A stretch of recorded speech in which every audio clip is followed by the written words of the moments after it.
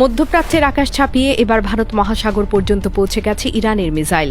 Wall Street জার্নালের এক চাঞ্চল্যকর প্রতিবেদনে দাবি করা হয়েছে, ইরান থেকে অন্তত দুটি শক্তিশালী ব্যালিস্টিক মিসাইল ছোড়া হয়েছিল ভারত মহাসাগরের কৌশলগত ব্রিটিশ মার্কিন ঘাঁটি দিয়েগো গার্জিয়ার দিকে।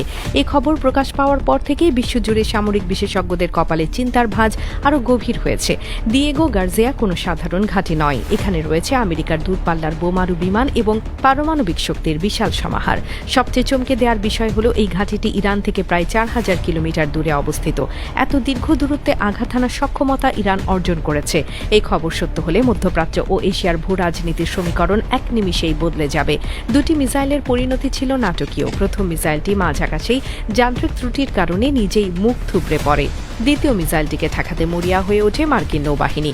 SM-3 আকাশ প্রতিরক্ষা ব্যবস্থা ব্যবহার করে সেটি ধ্বংসের চেষ্টা করা হয়, তবে সেই ইন্টারসেপশন আসলেই সফল হয়েছিল কিনা তা এখনও নিশ্চিত নয়।